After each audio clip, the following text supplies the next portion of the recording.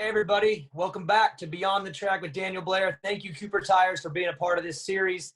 This is the 18th episode we've done. So if you like what you see today, head over to Supercross Live's YouTube and you can watch all the episodes. We've had Cooper Webb, Max Anstey, Dustin Pye. The list is too long. There's 17 other ones. So go check it out if you like what you see today. I'm excited for this one. It's going to be with an old friend, Justin Brayton, someone that I admire a lot. I got a lot of good questions for him, and it's going to be a good conversation. I hope you guys like it. Justin, first off, welcome to Beyond the Track. I appreciate you taking the time, and I'm going to start it off with an unusual question. What's it feel like to be in the United States during the fall? It's been a while since you've been home through, Thanksgiving? I mean, how's it feel to be home this year? It feels super weird. I got to be honest. It's, for really about 10 years, I've been traveling, going to Europe, off-season schedule, doing usually 4 races or so in Europe. And the past 4 years now doing Australia, we've been there for 2 or 3 months every year. And as weird as it is, it's pretty nice actually to be able to sit back, take some time with family. It was like we needed a break, but if it was still going, I would never take a break. We would just keep go. And so now that we're into a forced break, we've really enjoyed it. And it's been fun to do a full-on prep for U.S. Supercross as well, because typically with me traveling all the time and I'm racing in Australia and then fly home to America. Last year did a photo shoot. The next day, fly back out to Switzerland. It's really hard to get a good training block going. So this year, get my, full-on training block and specifically for U.S. Supercross has been really fun. Yeah, every rider has their own program and how they approach their off season, their season, whatever. And I know you've talked about it, but a couple of years ago, man, you just really mastered the program. Supercross is done, take a little breather, go back to Iowa, kind of chill, then you start working, and then you race for months and you race your way into the season. So kudos to putting together the coolest program ever. But my question is how did that happen? Did you kind of fall into it working out that way, or did you a couple of years ago go, look, I want to extend my career. I think I have a creative way to do it, and you start putting it together? I mean, how did it come about? Just this program that you put together that's been so good for you. Yeah, it goes back all the way to 2015 or 2016. I travel with several notepads in my backpack, and I'll just take notes on the weekend. I'll take notes on what I could do better. I'll take notes on, what was good, what was bad. And I've got notepads of literally, I've started 10 different race teams on these notepads just for the heck of it. I just like doing that and to kill some time on the plane. And then also what would be your dream schedule? And I wrote it down. I got an opportunity in 2010 to go to Australia. And when I was with JGR, went over there for the first 3 races of the Supercross series and loved it. Loved everything about Australia. I came back to Charlotte and met my wife 2 weeks later. And so Australia was fresh in my mind. So I've always told her about it, told her I've always wanted to go back. Anyone who you talk to about Australia is like, oh, that's the one place. If they haven't been, they're like, that's where I want to go. So in a nutshell, how it all came about with 2016, Washougal National, I had a really bad crash, and I was just over motocross, and it seemed or not over motocross specifically, but just the grind of the 12-month grind, with me doing all the off-season races because I loved them and I love Supercross. By the time we get to, July in the heat, August, I'm just burnt. I'm maxed out. And the trend was going every year. About that time, I would get hurt in motocross, or my results weren't there, or I was unhappy. I remember leaving Unadilla, I think it was 15 or 16, and I actually had a pretty good day, and we went 4-5 or 5-4, something like that.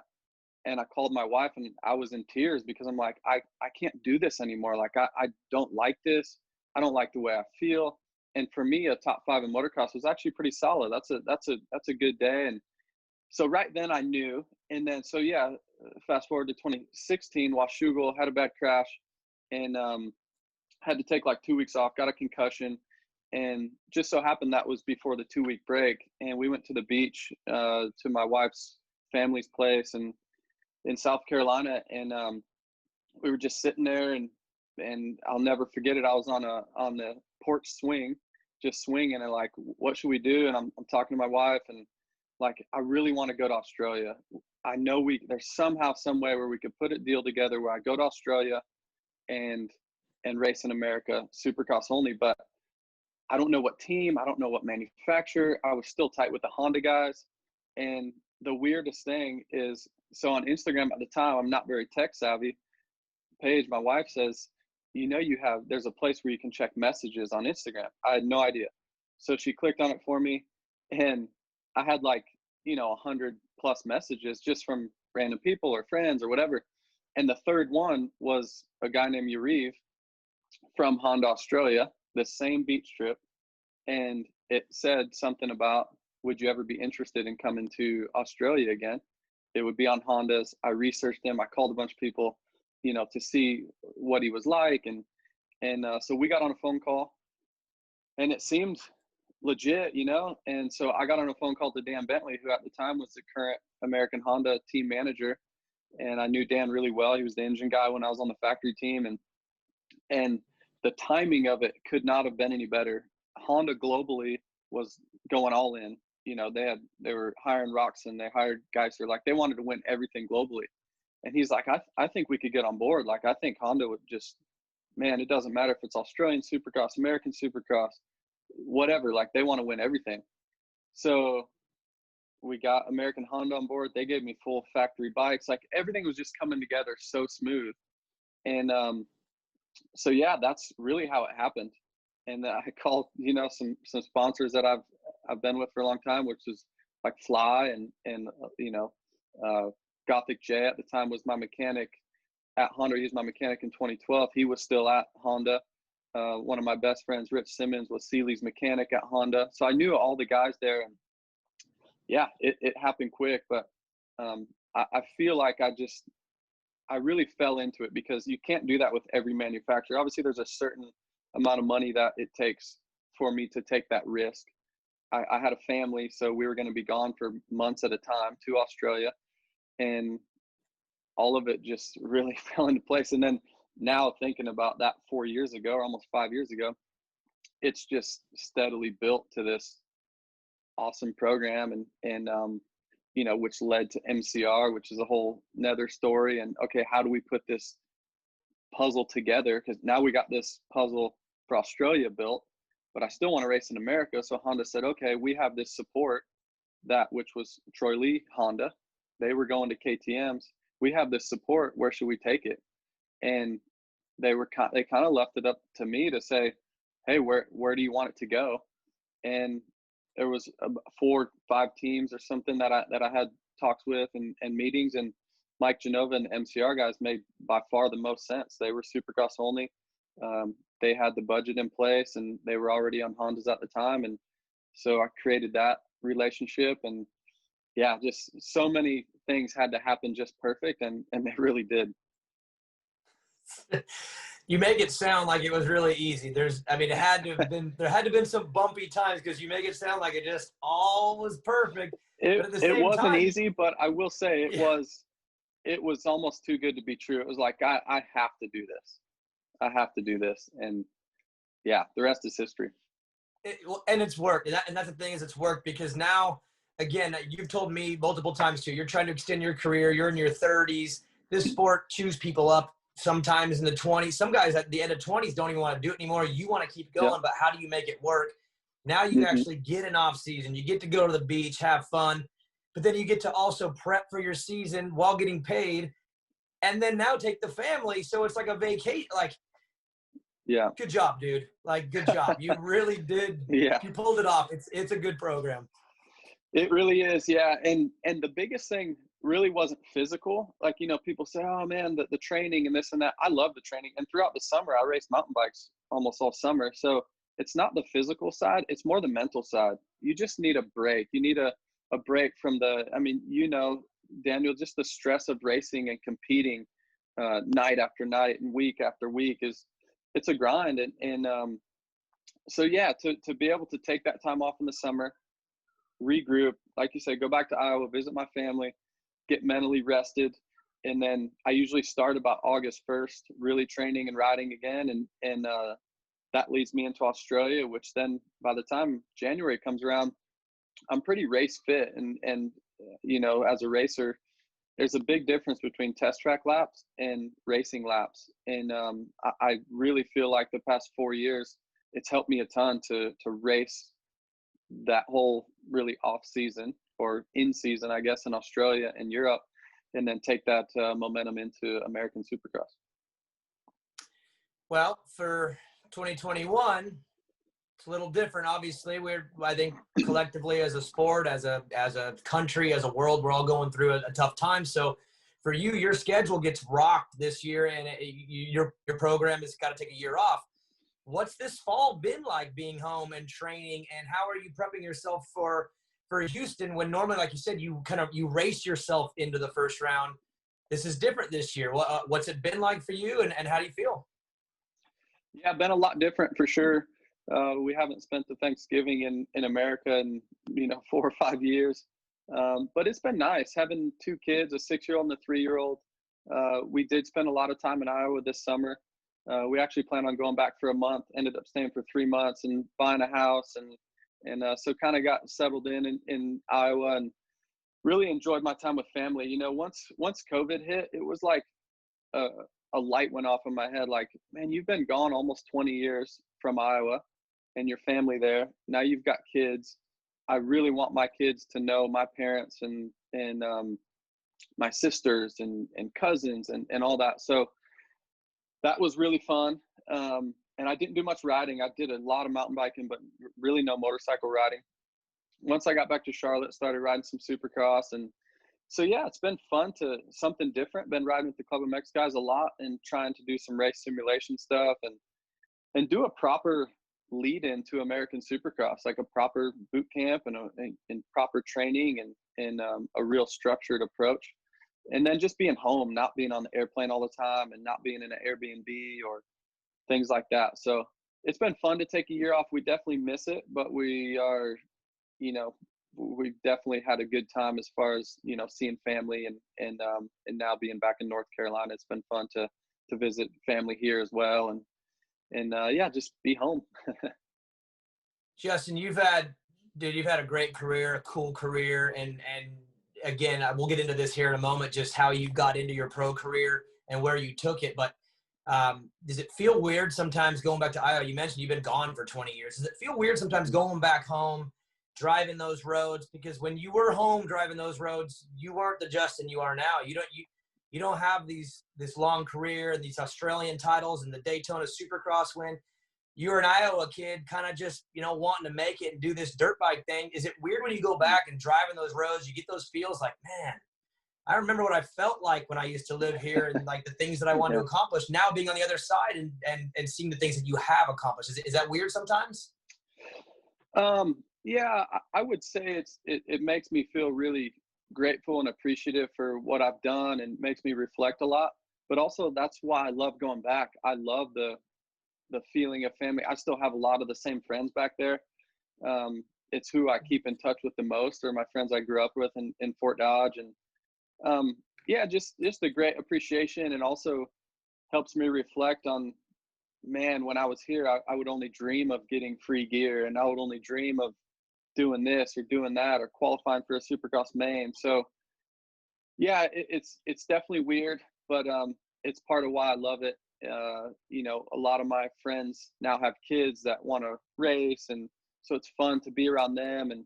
And when I was growing up there, I thought guys that were racing Supercross, they were like cartoon characters. I had no idea they were even real. So now when I take my bike back there and I go ride, I used to ride at this place, Bachman Sand Pit, all the time. I went out there a few times, and I've got a full-on factory Honda there, sitting on the stand, riding with my old friends and their kids. Like, it's pretty surreal, but it also shows those kids like, hey, this is possible from here. Yeah, you can't ride for 4, 5, 6 months out of the year, but that's why I'm still racing today. So you can have a long career, you can do it, but you have to want it. Like, I remember my attitude then, I wanted it so bad. Like, there was nothing going to stop me. Yeah. I mean, from I heard that none of the pros ate sweets, so I never ate sweets. I heard they didn't drink soda. I never drank soda. Like I was so committed then that it makes me proud to do what I've done up till now, and it's pretty neat to go back there. So I want to go back in time a little bit because I've heard.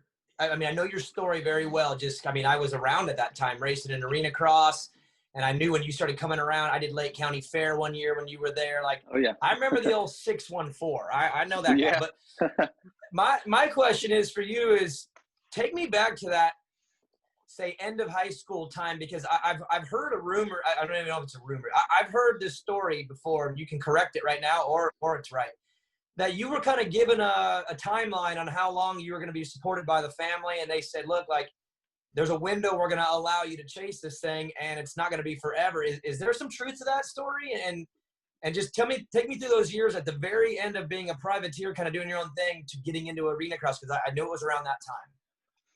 Yeah, 100% true. That's absolutely true. As you know, it's so expensive, you know, and my parents, my mom and my stepdad, they spent every penny they had on my racing and time. That's the biggest thing too, is yeah, it's really expensive. But what they would always tell me too is we're gone for weeks at a time to Loretta's and Texas and doing this and doing that. So that's time away from work. So not only are we spending money, we're not making any money. And it wasn't like we were rich anyways, you know? So they spent so much time doing it, so much energy and effort, and all night driving across the country in an old beat up motorhome, you know? And so what really was the turning point was, so I turned 16 and started riding the A class around home, raced Lake County Fair and all those races, like you said. And you know, back then you could make $1,000 or $2,000 a weekend racing some fair races. So I started paying for some of my own stuff. I was getting bikes leased to me from a local dealership, Storm Lake Honda, so that helped a ton. But really the turning point was Des Moines Arena Cross, 2001. I was a senior in high school, and I had, you know, turned pro or so-called local A class, I guess. But my first real pro race was going to be Des Moines Arena Cross, and you know how competitive it was back then. Des Moines was the opener. It was in November, and you know, tons of people from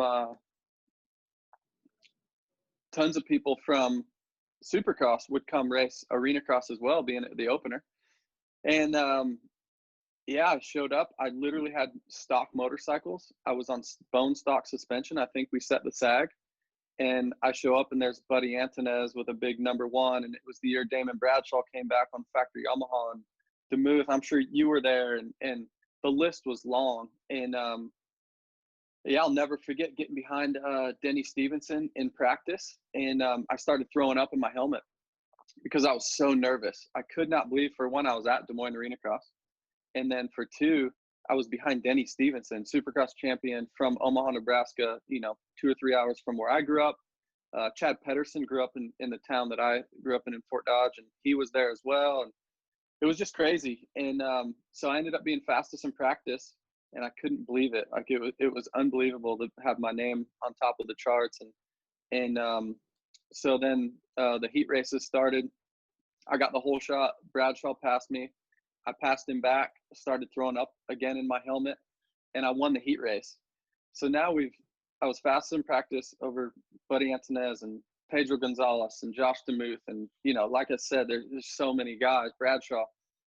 And then now I just won the heat race, and we were like in awe, you know, we were going there to maybe make the main event, but hopefully just be in the show. And so then main event comes around. And this is all in the 250 class. So 125, you know, I would get in the mains, but I never rode a 125 good. I was on a CR 125 at the time, which that bike was a turd. And so I did most of my damage on the 252 stroke, because once again, it was, you know, we were stock bikes. Like we couldn't do engines and stuff. It was just too expensive. So, a whole shot in the main event, and I just got so tired. I ended up washing the front end. I think I got 7th or something like that. But that opened so many eyes, and the biggest eyes it opened was mine. I couldn't believe it. I was like, man, maybe I'm way better at this than I thought. It opened my family's eyes. My friends were like, wow, like this is crazy. Maybe you can do something with this. Like maybe you can actually have a career. So, and then that weekend, Paul Lindsay from Motor World happened to be there because he, you know, was a part of Supercross, and at the time he had like Andrew Short and a lot of good Supercross riders. So he was there, and yeah, so that's really what started it. I raced arena cross for several more years. Ended up signing a contract a couple of years later with Paul Lindsay and Motor World. That led me to 1 year in arena cross and guaranteed me a Supercross contract. But rewinding a little bit, there was Storm Lake Honda still helped me out for the next couple of years. And then the team, it was Tamer Honda at the time. A guy, Kevin Merritt, out of Lincoln, Nebraska, ran the team. And he got Honda support, and he got Buddy Antonez on the team. And that was 2003 or 4. I believe it was 2004.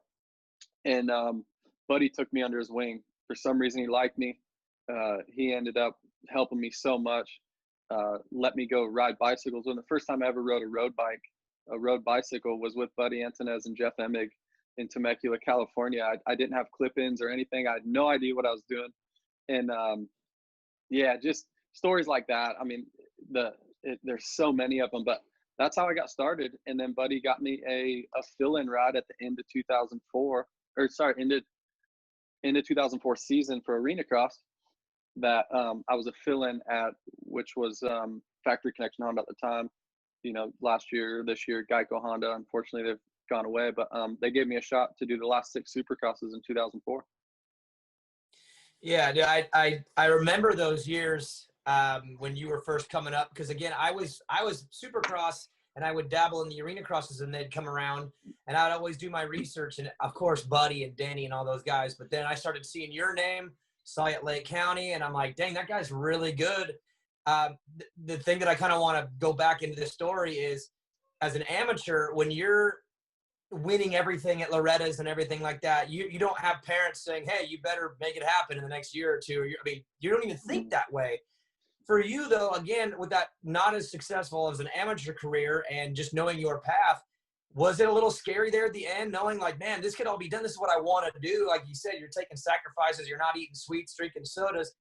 But, man, like the clock was kind of ticking, like you had to make it happen. Was there a little bit of that injected into you that gave you the, I guess, the ability to work past throwing up in your own helmet?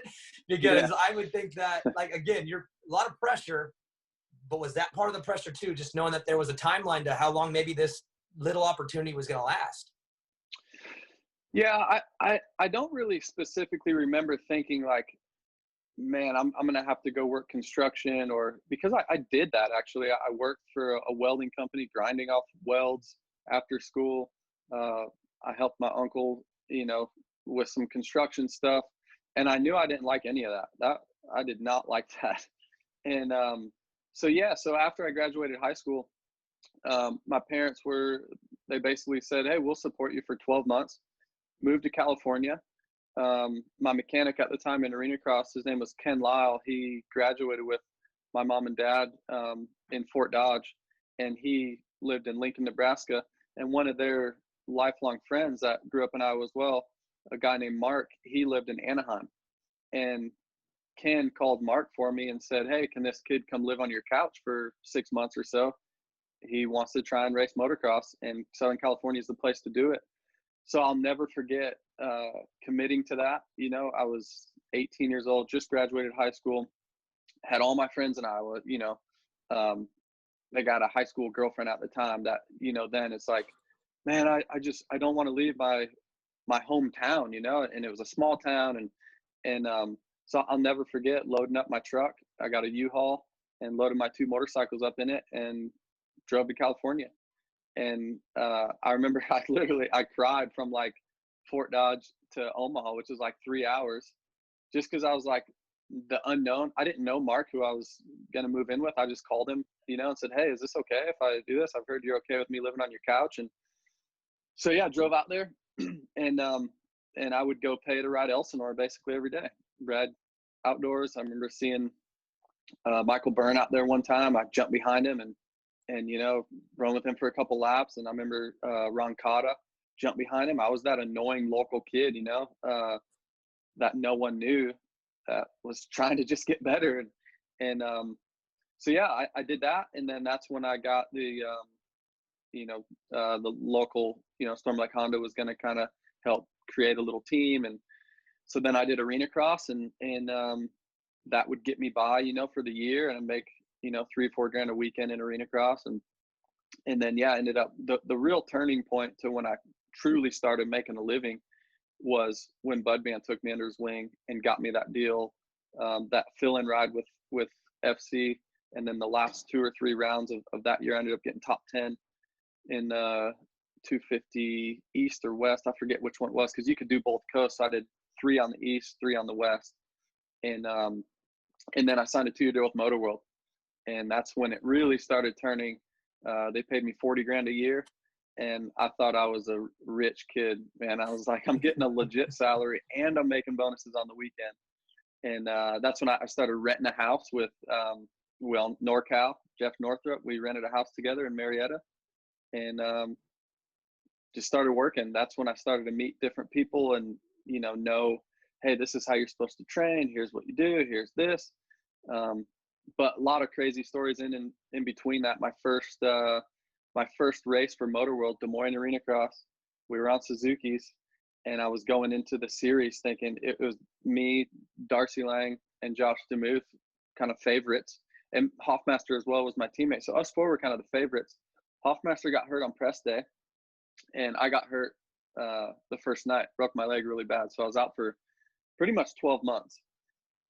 So once again, another roadblock, and so yeah, so many things along the way. It's wild to reminisce a little bit. It's actually fun to go back down memory lane to talk about that stuff. And I remember landing at the airport. I'd been riding the Suzuki test track, and I've been doing all this training, and I was like, man, I'm flying into my home state. I'm going to win this. Like, I'm going to sweep the weekend, And sure enough, I, thought I was bad, and there I was in the hospital. This sport, man. Every time you think you got it, you don't. And whenever you don't think you got it, you get it. It's like, dude, what a sport it is. And memory lane, man. So I remember that house in SoCal with NorCal, Robert Harold. Yeah. Me and my brother you guys came down and stayed with us, right? Yeah. Oh, dude, I remember that. I think I remember the street even, because it was by when my other buddy lived. Oh, dude. Anyways, crazy times though, bringing that up. And then you mentioned Buddy and Denny. I was in Buddy's wedding. I was his ring bearer. So I was a little 12-year-old kid. Now, here's the thing though. Buddy took you under his wing. Did you get to see Buddy in action after the races? Because look, Buddy, Denny, that whole crew, like I said, I saw them when I was 12 years old at his reception. And I saw some things that a 12-year-old probably is a little too young to see, but you were a little older when you were under the wing. So I can't imagine, because Budman is the best. He's the hardest working dude. I mean, he is just the best.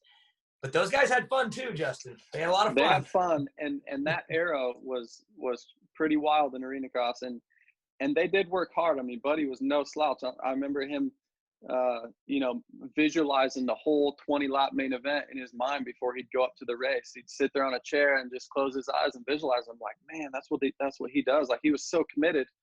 But also, I was taught a lot what not to do as well after the races, hanging around those guys a little bit. And Brad Hagseth was my teammate as well, along with Budman. And that he's still one of my favorite guys. Talk to him all the time. And I just had a lot of people help me, and that crowd in arena cross was quite a bit older than me, the Denny's and the Hagseth and the Budmans. So I was this young kid. I was a sponge, and some things I soaked in, and some things I was like, I don't really want to do that. I remember taking my first dip, like a chew in Worcester, Massachusetts after the race, and I accidentally left it in for too long, and I'm throwing up all over the place, and I was sick for like 24 hours. I was like, I'll never do that again, So I definitely learned a ton. We have so many awesome stories, but Budman is for sure, hands down one of the guys. I'd say one of the 2 or 3 that truly helped me, aside from family and stuff, that truly helped me build my career into really what it is today. I still keep in contact with him all the time.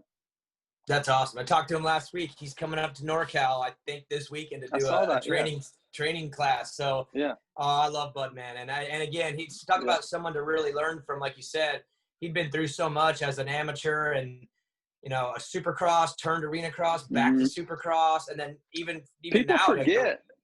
People Yeah, forget how good he was in Supercross. They think he's just this 5-time arena cross champ, but I think he got second to McGrath a couple of years, and he was legit Supercross guy. So yeah, before and after arena awesome. cross too. Yeah, I mean, it exactly. was before and after. Yep. Yeah, he's great, man. And again, good for you to just learn from someone that's been through so many different levels of this thing. Let's get into kind of your role now. Well, not your role, but something that you do. Just people I've talked to is you've been influential to some other people as well. Cameron McAdoo, I actually had a chance to talk to him on my podcast, I think early in the summer. And he talked about you just coming from the same area. He told a funny story too, similar to yours. The first race he ever went to, he wouldn't go down this hill, and his dad was like, "Come on," and he wouldn't. He was on a 50. He was like, "Nope, not going down that hill." And I'm like, "Wow!" And now you're out there winning heat races and stuff. Did you ever think? So, what's it like for you though, looking and seeing this crew of people that have come out of that area, Chase Sexton, and even if you kind of broaden out to Nebraska, Kansas, Missouri, Faulkner, that whole area has got these guys that have come out of that area, and that it doesn't seem like a race hub because of the weather and the time of year that you guys have to go through. But dude, there's been a lot of people who come out of that area, those couple states right there. Yeah. There's been quite a few, and even just from my small town of 20 or 25,000 people, there's Chad Pedersen, Gavin Faith, Teddy Mayer, myself, McAdoo now, Cody Gilmore. Like, there's a lot from just that small little area. But yeah, you're going back to your question. Being older, I'm 36 now. And I remember Buddy telling me, because he never really charged me anything, or he'd give me all this advice and help me so much, just hours and hours. He always just said, just give back. Like, when it's your time, you do the same. And honestly, it's one of my favorite things now. I love helping guys like McAdoo, and there's a long list of guys that I still talk to on a daily basis, guys that I line up next to actually that I help quite a bit, and I love it. It's my favorite thing.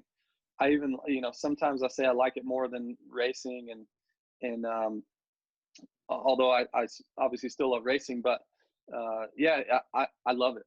I just do. It's definitely something that I'll continue to do after racing.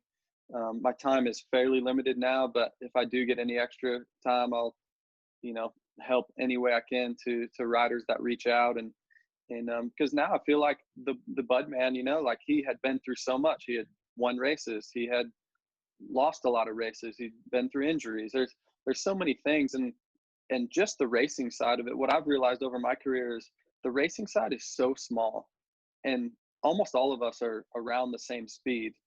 And so what makes the difference? It's how you live your life on a daily basis. It's your beliefs. It's, the list goes on, and who you have around you. And so I like doing that. I like the one percenters. I like, taking a certain guy that's really good, and then just a couple little tweaks or things during the week or things in the off season. I love doing that. And so, yeah, I really enjoy it. A guy like Mac is, he's awesome. I love his attitude. I love his upbringing. Spent a lot of time with him at Club MX, and then, now that he's in California, I don't see him as much, but we still keep in contact quite a bit. And it was awesome being teammates with Ken. That was super fun to, we're about 10 years apart. So he's just having a kid. I've got two, he's gone through all these injuries. So adversity, I went through it in a different way. So I didn't know signing with Honda at the time. I'm like, man, I don't really know Ken that well. I don't know how this is going to go. Man, he's one of my best friends now. I mean, we're super tight, and so his story was awesome. And for him to come back and do what he did last year or this year to win some races, and yeah, it's been fun. It's definitely what I want to do. And then even on the team side, with MCR and certain teams, I love being involved. I love that side of racing. I love to say, hey, these are the people and sponsors that I think truly will make a difference on the team. And yeah, just putting the puzzle together, whether it's riders, hey, what are you missing? Hey, what are you really good at? And then with teams, same thing. Like, hey, what are you missing? How do you communicate? Okay, let's ramp this up, ramp that up. Man, these 10 things are great, but these 3 things are going to make a massive difference. So let's try this. So it's fun. And like I said, the older I get, the more I enjoy it. JB, we had Yariv on a couple episodes ago. And, I mean, he talked very high. I don't know if you know this or not, but he really likes you. He's a good He likes dude, you a yeah. lot. And I'm assuming you like him too. You guys have a great relationship. One thing that he mentioned, again, if you look at it from the outside, you go team rider. But with you guys, it seems like there's a little bit more, intermixed as far as, again, your influence on the team. What's it been like working with him now for a couple of years and being able to, again, be the rider, but having some influence over decisions and being able to kind of steer the ship a little bit with him? And for him, he doesn't seem like the kind of guy that's going to go, this is my team, we're doing it my way. He's like, Justin, what can we do? You guys have built some cool stuff together that's continuing to grow. Is that kind of a little bit of that where this is coming from with you, where you're having some of that influential decision-making a little bit, obviously for yourself now, but is that why you see this maybe being something you might want to do later because you're kind of getting a taste of it right now, even though it's for you, eventually, maybe it's for 4 or 5 other riders. Is that kind of coming together that way?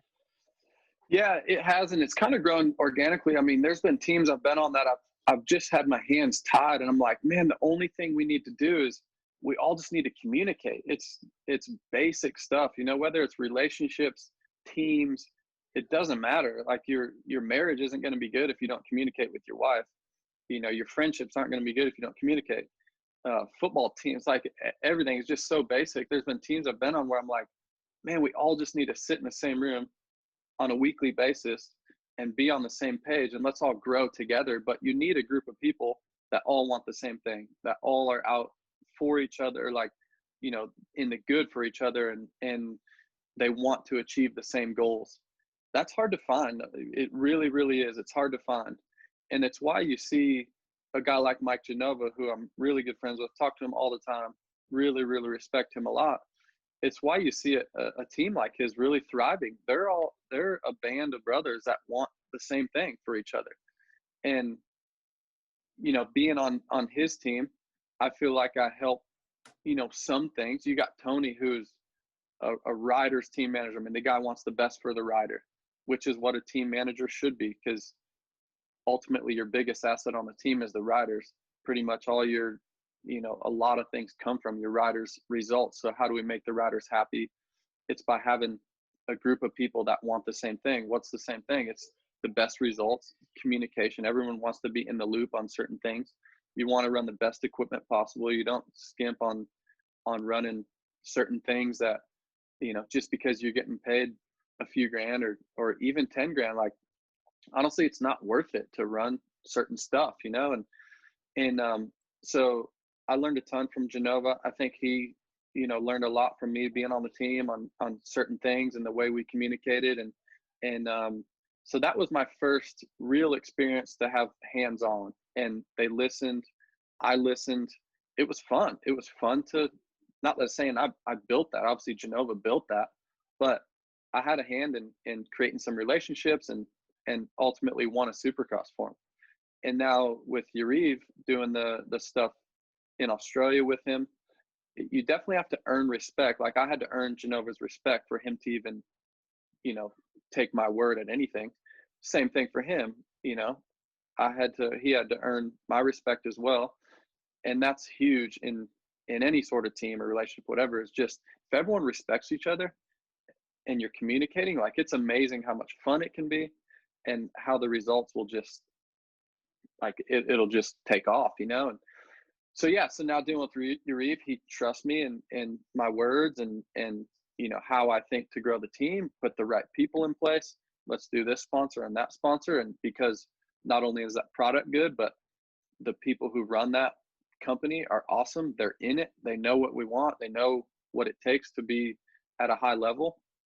And I love that. I love creating that. Me and Yariv are on the phone, if not 6 days a week, 7 days a week for sure. And with the time change, it's at night. So put my kids to sleep or whatever. And then usually I'm on the phone for an hour or so with him on some updates, and he's giving me updates on his side. And I love it. I love that side. And okay, what do you think for hiring riders? Well, this guy and that guy, and okay, I like the way that, like, it's just really, really fun. And then um, aside from all that, I'm still riding and training and doing everything I can to be my best too. But yeah, I really enjoy it. Love working with the teams, and love working with riders as well. Justin, when I hear you say all this, I'm thinking to myself, like you said, you're 36, your experience, you've been through a whole lot. You've been on different teams, different brands, you've seen a lot. So obviously you probably grew into this role, this communication role, this, hey, let's sit down and talk about things. But I'm just thinking of like a 20-year-old kid in a 250 class, or maybe even like Kenny last year. When you go back in time to your time at that age, was it harder to get the things that you wanted? Have you always been a good communicator, or did that come later? And what kind of advice could you give to a Cameron McAdoo or a Ken Roxon who maybe doesn't have the communication skills that you do with those people in charge? It's hard to step up.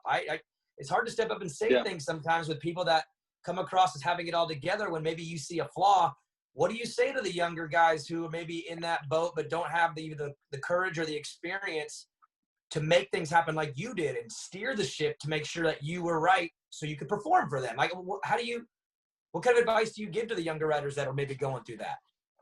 Yeah, it's super difficult. I was terrible at communicating. I held everything in, and then the top would just blow off, one day. And it's like, well, what happened? Why didn't you just say something a month ago, And but I think there's two sides to that. I think there's a side where the team manager needs to be so open and communicating to the young rider that, hey, you can tell me stuff. Hey, let's talk outside of the test track. Let's go to coffee.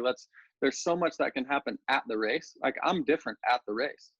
That's just how it is. There's pressure. There's a lot of money on the line. There's so many things. And I just act different, and I don't have the time. I don't really want to communicate that well on race day, or I didn't, and so I think it's the team manager's job to really know their riders. And unfortunately nowadays, teams have a lot of riders and you get basically 1 year. So I really truly feel bad for some of these young kids that get 1 year. They don't even get a chance to learn how to communicate, and the team doesn't really want to communicate because they don't think that rider's going to do X, Y, or Z for them. So it's definitely difficult. But the biggest thing a guy like McAdoo that I would tell him is just anything you think about, know that the team manager has your back. And the more you communicate, the more you build an actual relationship, not a racing relationship, not a results-based relationship. The more you build a relationship, I mean, there's a reason why I'm still around at 36. It's not because of my results, maybe some of it is. Yeah. There's still pretty good years. Yeah.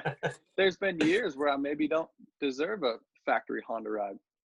Well, the reason I got that at age 35 is my relationships and how I carry myself and the way I talk to people. I don't come off the track and say my bike sucks and this sucks. Like, I've put myself in everyone's shoes over the years, and that's hard to do at 20. What's a suspension guy feeling when your bike's not going good through the whoops? He doesn't want that. He wants to help you. So the more you say your bike sucks, the less he wants to help you. How you make that work is by communicating and saying, like, everyone's on the same page. We all want you to do better. So what are we doing for next practice, or what are we doing? And that's why I think communicating during the week is so good, because then everyone's calm. Everyone's thinking rationally. You didn't just come off the track and blow up because you're 10th fastest or whatever, and you thought you should be fastest. So then you get to know all these people off the track, which I don't think teams do enough of, getting to know each other off the track. Because, the riders across the nation doing his thing with his little crew, and the teams, like, it's really, really difficult. So, yeah, I would encourage both sides, rider and the team. If I was helping a rider, I'd sit the team manager and him down and just say, hey, like, I think the more we communicate, like, I would be big on that, big on the communication side. I'm huge on that. Sometimes, yeah, it's not always fun to, man, all right, another conference call or another call, or dang, I don't really want to call the suspension guy today. Like, I just kind of want to be by myself. But man, that 5-minute call could change the next 3 races for you, So make the call, communicate, good or bad. I just think that's so, so important. I agree. And when you say you don't know if you deserve a ride, but relationships got it done, Justin, it's more than that. I remember last year at Anaheim 1, and it's like, you know, and obviously Kenny's Kenny. It's Ken Roxon, and, oh, Justin's on Factory Honda. And I Dude, I remember that heat smoked race him going first pretty race. well. I Smoked him. just whooped him, I hope dude. he That's what I'm watches saying. You're selling yourself short, bro. You're still killing it. That's Nah, why yeah. the fans respect it too, man, because again, like, you're 36 years old and you still ride like one of the puppies out there, dude, just going for it. Still have some big crashes here and there, get up, soar, come back. Like, dude, Yeah. it's admirable to watch you still doing what you're doing. And again, I think it comes down to, I think, you just being very, very smart and strategic, like you said, with relationships and your program, and making sure you manage this thing properly. And that's why you're still killing it. So, super, again, proud of you for that. But I do want to talk about Daytona. You mentioned that winning that race for Smart Top. First question on that race alone, did you throw up in your helmet at all on the last I did lap? not. Fortunately, I've gotten over that. I got over that. Oh, that's good. That's good. Yeah. Got over that about 18 years ago. So thankfully. There'll be a lot of having to wash your helmet pads a lot during a day if you're going to keep doing that. So I'm glad you grew out of that stage. That's good. It'd be hard to get a helmet deal, huh, if I just always threw up in my helmet. Yeah, Joey's going to be like, look, man. Yeah. You hire your own cleaner. You keep puking in our helmets. But that night in Daytona, Justin, I'm gonna throw a compliment and a diss out at the same time. First off, congratulations. Second off, I wouldn't have wagered $1 that you were gonna win Daytona of all of them, because I've seen you close a lot of times, and I know the way you ride, and I'm thinking Indy and Houston, and just, dude, how technical you are. I don't think Daytona is like that, you know? And I remember watching that night and being like, man, I think he's going to get this thing. And, dude, did you shock yourself, first off? And second off, just take me to that day. Because, again, I hope you're not mad at me, but I wasn't going to wager any money on you winning that night. And you wouldn't wager $1? I wouldn't have wagered a penny. Like, I've struggled there. I've said it before. I don't like that race. Straight up. I love it now. It's one of my favorites. Oh, yeah. But I've hated that race. And, yeah, that particular weekend, I was really sick that week leading up. So actually rewinding. So the weekend before Atlanta, I won the first main event, the Triple Crown. Yep. And Atlanta is now, you could call it my home race, because living in Charlotte, it's the closest one here. So my friends and wife's family, who's obviously now my family, they all go down and have a lot of people there. So me winning that first main event was like awesome, man. Like I was on a high from that. We stayed up. We always stay at the same hotel, and we just kind of hang out in this, I don't even know what you call it, but it's this room at the Hilton downtown that we order pizza and everyone hangs out. And we're up to like 2 or something. And so not much sleep. I ended up getting a cold, getting pretty sick that week. And yeah, I think I rode one time and I was like, all right, well, here comes Daytona. I'm going to lose all my momentum from what I just got, you know, in Atlanta. And I showed up and super sick. Friday, we do team dinners on Friday, and I said to Tony, I'm like, man, I don't know if I'm going to make the dinner, or can we do it really early or something? And yeah, let's do it at like 5 o'clock. So we did it at 5, and real quick, in and out. And my buddy Eric Pinard, who lives in Florida, you know, Eric does all, you know, off-season races and stuff. Great friend of mine. I always go to his house on Friday night. And I called him. I'm like, man, I'm so sick. Like, I don't want to come. Oh, come on. I haven't seen you this long, blah, blah, blah. So I end up going, and, you know, kind of miserable and whatever. So go back to the hotel, wake up. And normally I'm like at the track at this time, this food is prepared, track walk at this time. Like, I'm pretty scheduled. That we were staying across the street from the Speedway, and I woke up at like 9. Track walk, I think, is at 10. I roll in at like 10:05. I'm just like, walk the track. And after the first practice, I was like, dude, this track is so fun. I can't breathe because my lungs are so closed off, like from having a cold, but I'm enjoying this track. I think I was 5th fastest or something.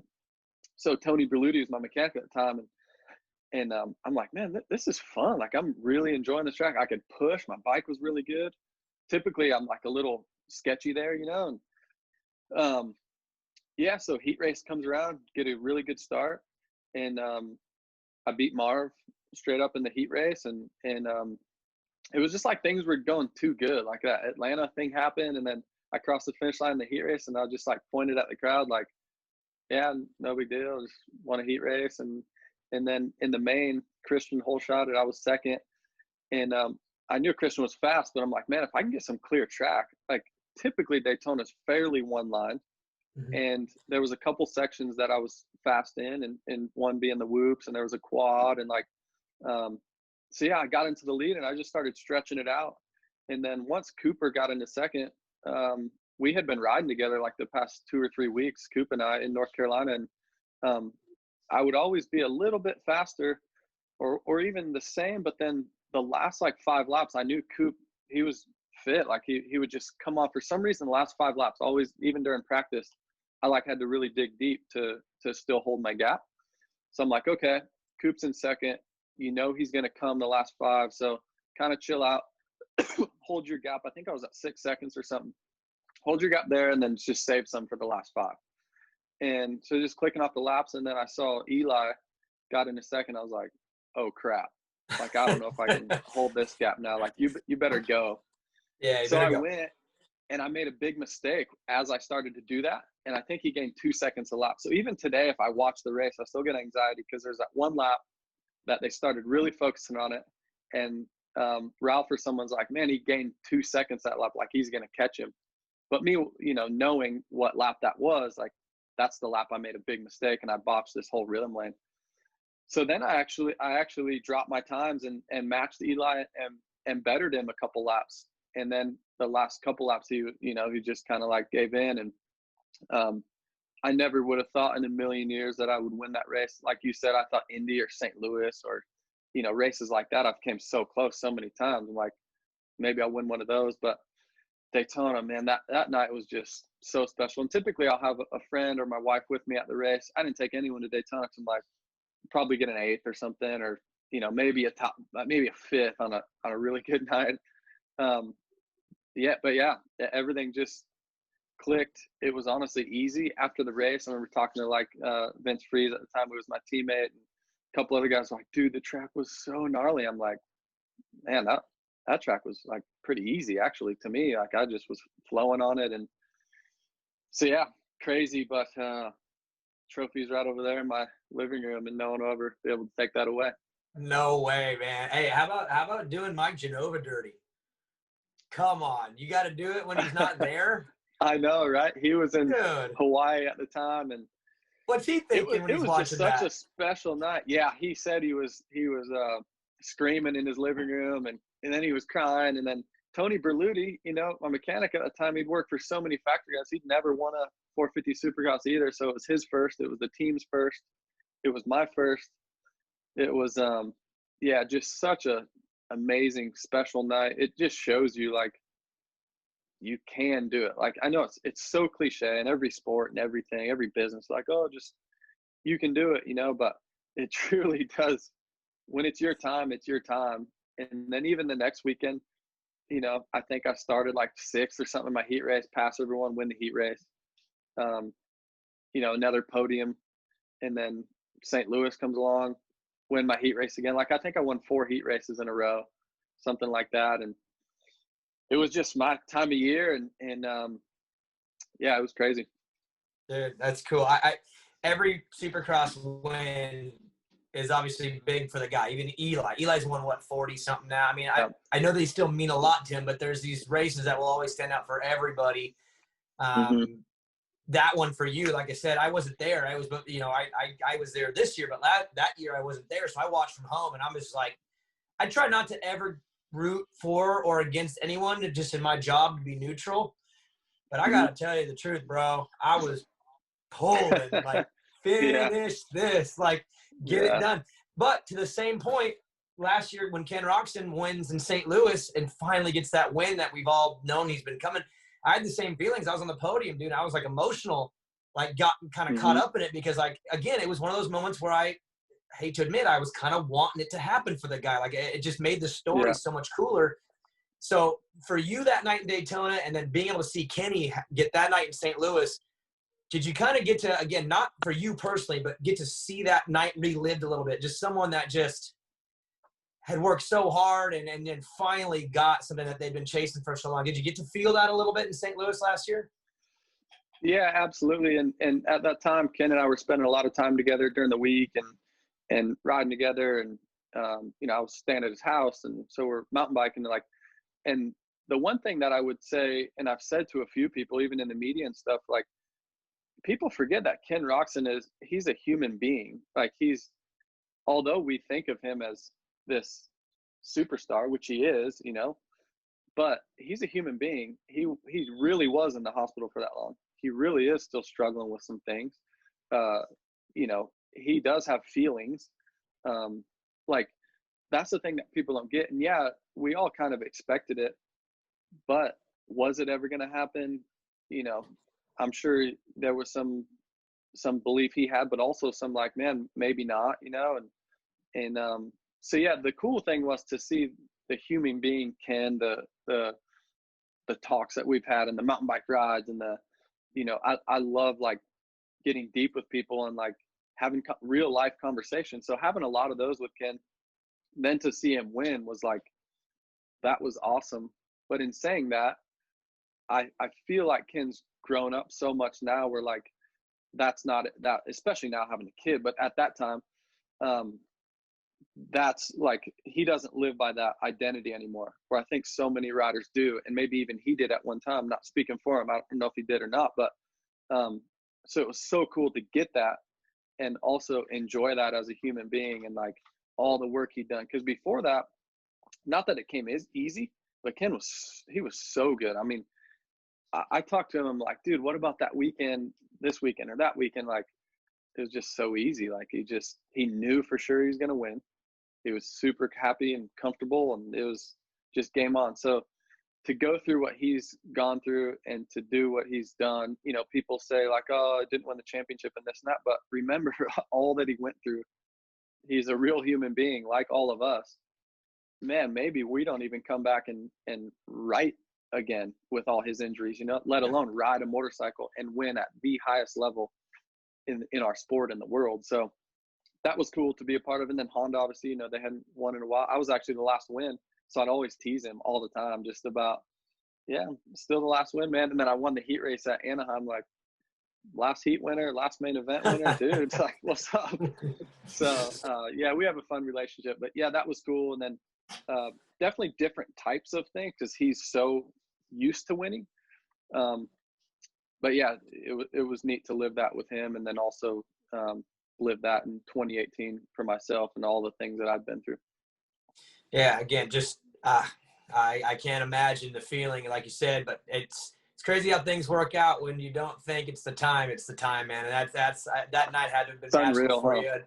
I'm just bummed you didn't have anyone to celebrate with, just except for the team, like the regular parts of the team, but family, friends are all like, we'll skip Daytona. And then you go and win. Exactly. You do everybody dirty like that, man. I know. Yeah. Just, I got one more question for you. It's going to be a two-part. 2021's coming up. We're getting ready to go here. I mean, gosh, it's really coming up. I mean, we got TV conference calls this week. That's how quick this is coming. Yeah. What's the goals for 2021 for you on the racing side? And then my follow-up question is, as we're looking into the future, 3, 5, 10 years, what do you want to be doing? What are your goals? I know you're venturing out into other things. You mentioned even buying a home back in Iowa. So is it going to be back and forth? Do you want to move back? Like, where do you see yourself over the next, say, 3 to 10? What do you want to get into? What do you see yourself doing? But first answer, 2021, what's the goals with the season coming up? Yeah, 2021, the goals are no different than before.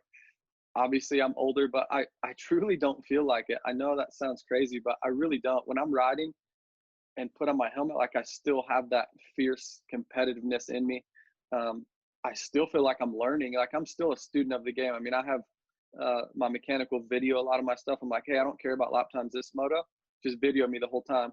And then you can ask my wife, I like study it nonstop. She's like, what are you doing? So I'm a student of it. I want to learn. I want to get better. So yeah, I still feel like I'm getting better. I really do. It's crazy to say, but I still feel like there could be that night like Daytona, and that record, you know, is now 33 years and 11 months or something. I want to move it to 36 years old and Hey, you're trying to break put that it out of record and reach. extend it. Yeah. I think 33, Zacho's coming for me right now. And 33 is kind of like, someone at 33 could do it. You get it done at 36, yeah. man, and you're putting this thing way out there. I really feel like I could, especially with the format. Like the new format really, like it's just my style. It's the same place. It's you know, I don't know. There's just something about, I still feel like I've got a lot left in me. So at this point in my career, I've taken it year to year. You know, people ask, oh, how many more years? For sure, one more. Then we'll reassess, you know, but yeah, so I would love to win a race. Sounds crazy. People probably will think I'm nuts, but I really still feel like I can on a certain night. And the track, you know, suits me, or it doesn't even have to suit me. Daytona didn't suit me, you know, so yeah. And the biggest thing is starts. Everybody says it, but I'm working on my starts daily. And just, I think if I can start up front, there's no doubt I can finish up front in a bunch of them, get some podiums, and potentially even get a win. Your next question, as far as future, I really love helping. I love this sport. I'll be in this sport till the day I die. I love it. I still love this time of year, getting new gear and new graphics. And I'm like a kid, man. I just absolutely love it. I do feel like I have a lot to offer to, whether it's teams or riders, or so I don't know exactly what direction. For sure want to stay in the sport, and I don't know the traveling side, you know, you know, got 2 kids and so yeah, I just don't know the traveling side of it. We'll have to see, but I love to help, man. Love to put the pieces of the puzzle together, whether it's for riders or teams, like I said, and be a part of helping somebody achieve their goals, and in the sport that I've loved my whole life. That's awesome, man. I don't doubt that you'll crush whatever you decide. So, man, I just want to say thanks again for coming on the show. It's good to talk to you. Glad you're doing well. Tell the family I said hi, and dude, a couple of weeks, I'll see you. Yeah, I'll be in Houston. I'll be doing it again, man. Can't wait. Thanks for having me on. Appreciate it. Good catching up, DB. Sounds good. I'll see you soon, man. All right, man. See ya.